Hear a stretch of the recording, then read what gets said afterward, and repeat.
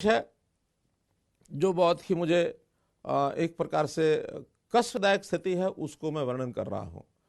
पिछले बार भी अप्रैल के महीने में हम देखते हैं कि हमारी जो मंडियाँ थी उसके अंदर प्रोक्योरमेंट का विषय चल रहा था। वो प्रोक्योरमेंट तो इस प्रकार से वैसे ही चल रही है, उसके बारे में बाद में चर्चा करूँगा। लेकिन जो विशेष बात मुझे जिसका उल्लेख करना है वो है हमारे किसान भाई कहीं कहीं अपनी कुछ बातों को लेकर के आंदोलन कर रहे हैं। ये बात ठीक है कि आंदोलन करना हर किसी का लोकतांत्रिक अधिकार है। कहीं कहीं इस लोकतांत्रिक व्यवस्था को जब तोड़ा जाता है उस समय प्रशासन को भी कठिनाई होती है, सरकार को भी कठिनाई होती है।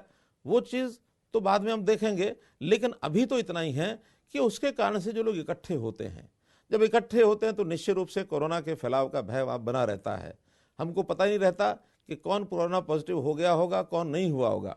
जहाँ जहाँ लोग इकट्ठे होते हैं वहाँ की अब चर्चा हम करें तो बहुत स्थानों पर कई विद्यालयों में विद्यार्थी अथवा सामूहिक रूप से उनके अध्यापक, आज तो एक बस अड्डे के अंदर वहाँ जो ड्राइवर कंडक्टर उनको देखा गया कोरोना के टेस्ट हुए तो 15-16 लोग एक साथ कोरोना पॉजिटिव निकले, तो उस बस अड्डे को भी 24 घंटे के लिए बंद किया गया है। तो ऐसा निश्चित ही जहाँ लोग इकट्ठे बैठते हैं, दिन रात एक साथ रहते हैं, तो कोरोना के होने का एक संभावना बनी रहती है। मैं ये कहता हूँ कि आखिर आंदोलन कोई भी एक बात लेकर के हम मानो बैठे हैं, हमारे अधिकार, कोई बात हम कर सकते हैं कि हमारे अधिकार हैं, इसको सुरक्षित करना है, हमारी समस्याएं हैं, इसको हल करना है। विवाद हो सकता है कि वो समस्या हमारी कैसी हैं, कैसी नहीं, हल होगा नहीं होगा, ये एक विचारों का अंतर हो सकता है। लेकिन आज विषय है महामारी का। ये महामारी एक संकट है। इस संकट की उपस्थिति में कहीं कोई विवाद नहीं है। ये संकट पूरे देश और दुनिया का है। ये संकट हमारे अंदर भी आ चुका है। हर प्रदेश में, आसपास के प्रदेशों में हजारों की संख्या में लोग प्रभावित हो रहे हैं। तो आखिर हम भी इन सावधानियों को क्यों ना बरतें। जान है तो जहान है। अगर हमारी जान नहीं बची तो फिर ये सब चीज़ें यहीं के यहीं रह जाएंगी। इसलिए मेरी अपील है ऐसे किसान बंधुओं से कि ये अवसर अब उस प्रकार के आंदोलन करने का नहीं है, इकट्ठे रहने का नहीं है। आपके आंदोलन को दर्ज किया जा रहा है। मैं तो यहाँ तक कहूँगा कि अगर कोरोना न हो, दोबारा से भी आपको इसी स्थिति में ऐसे ही आकर आंदोलन करना, हमको कोई आपत्ति नहीं है। लोकतांत्रिक व्यवस्था बनाए रखनी चाहिए। लोकतंत्र जैसा हमारा अधिकार है, ऐसे दूसरों का भी लोकतंत्र का अधिकार है। तो हम किसी दूसरे के कष्ट का भी कारण न बने। तो मैं तो यही चाहूँगा कि हम लोग आज इस आंदोलन को यहीं समाप्त करें, अपने अपने स्थानों पर जाएं, अपने परिवार की भी चिंता करें, अपनी भी चिंता करें, अपने समाज की भी चिंता करें। कोरोना हुआ है तो उसका इलाज कराएं, कोरोना आगे फैले नहीं तो उसकी सारी व्यवस्थाएं जो प्रबंध बताए हैं वो सब प्रबंध करें। ये एक बहुत बड़ा एक मानव के प्रति जो उपकार है वो हम सबका होगा। तो हम सब सावधान यदि रहेंगे तो निश्चित रूप से ही ये एक काम जो हमारा दायित्व बनता है, सबका सामूहिक दायित्व, उसको हम जरूर कर पाएंगे। जहाँ तक मंडियों में इस समय प्रोक्योरमेंट की बात है, प्रोक्योरमेंट पिछले वर्ष भी कोरोना के समय में ही हुई थी और ठीक प्रकार से सारी व्यवस्था हमने की थी। बाज़ारों में भी हमने मास्क उपलब्ध कराए थे, सैनिटाइज़र उपलब्ध कराए थे और सब लोग दूरी बना करके रखें, ऐसे काम सबने किए थे। और मंडियों के परचेज सेंटर ये हमने अलग से बनाए थे, बड़ी संख्या में बनाए थे। इस बार भी हम वो सब कर रहे हैं।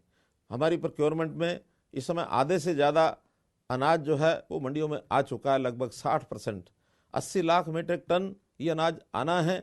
50 लाख मीट्रिक टन ये अभी तक आज तक आ चुका है, जिसमें से 40 लाख मीट्रिक टन इसकी एक प्रकार से खरीद की जा चुकी है और 25 लाख मीट्रिक टन लगभग उसका उठान भी हो चुका है। तो ये उठान हर दिन बढ़ोतरी इसकी हो रही है। उठान जल्दी से जल्दी हो, ये हमारा प्रयत्न है। ट्रांसपोर्ट व्यवस्थाएं सबने की हुई हैं। डिप्टी कमिश्नर्स को पूरे अधिकार दिए हुए हैं कि ट्रांसपोर्टर्स को यदि माल उठाने में दिक्कत आती है अलग से व्यवस्थाएं करें, लेकिन मंडियों में अनाज रखा न रह जाए, क्योंकि अनाज जो है वो खुले आकाश के नीचे रखा है। जैसा हम देख रहे हैं आज भी वर्षा का मौसम हरियाणा में बना हुआ है। कहीं अगर वर्षा आती है तो उस अनाज का नुकसान हो सकता है।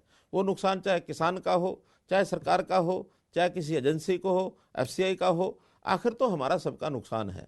प्रदेश का नुकसान, किसान का नुकसान, जनता का नुकसान, देश का नुकसान, आखिर हमारा सारा सबका नुकसान है। तो ये नुकसान किसी का न हो, इसकी सावधानी बरतने के लिए आज जो अनाज आए हुए हैं उसका जल्दी से उठान हो। ऐसा मैं सभी एजेंसी के ट्रांसपोर्टर्स को कहूँगा, डिप्टी कमिश्नर्स को भी कहूँगा।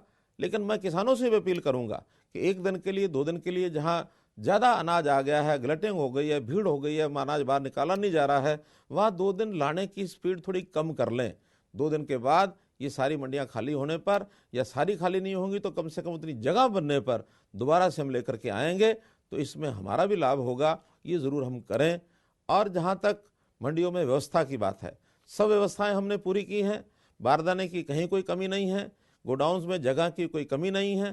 ट्रांसपोर्टेशन में थोड़े वाहनों की कमी हो सकती है, जिसका मैंने कहा कि डिप्टी कमिश्नर को हमने पूरे अधिकार दिए हैं, वो सब इसको ठीक कराएंगे।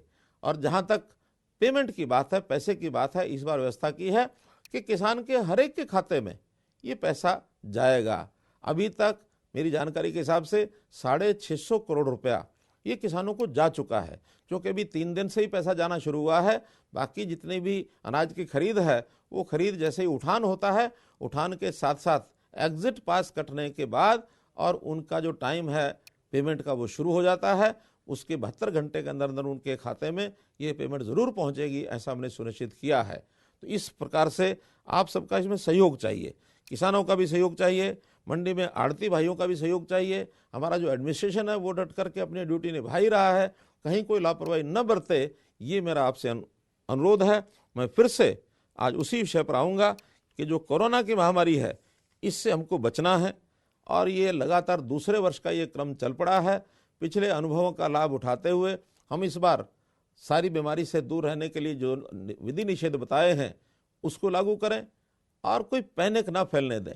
खास करके मैं हमारे जो मजदूर भाई हैं, जो फैक्ट्रियों में काम करते हैं, उनसे मैं आग्रह करूंगा कि यहाँ रहें चाहे अपने प्रदेश में रहें, घर में रहें, स्थिति एक जैसी है, कहीं अंतर पड़ने वाला नहीं है। सावधानियां यहाँ भी बरतनी होंगी, सावधानियां वहाँ भी बरतनी होंगी। इसलिए हम निश्चिंत होकर के बिना किसी चिंता से अपने अपने काम में लगे रहें। और वहाँ पर जो सूचनाएं आपको मिलती हैं, डिस्टेंस, दूरी बनाकर रखना, आधी संख्या दिन में काम करे, अगर डबल शिफ्ट करनी है तो आधी संख्या रात को करे, 3 शिफ्टें करनी है तो 3 बार शिफ्टें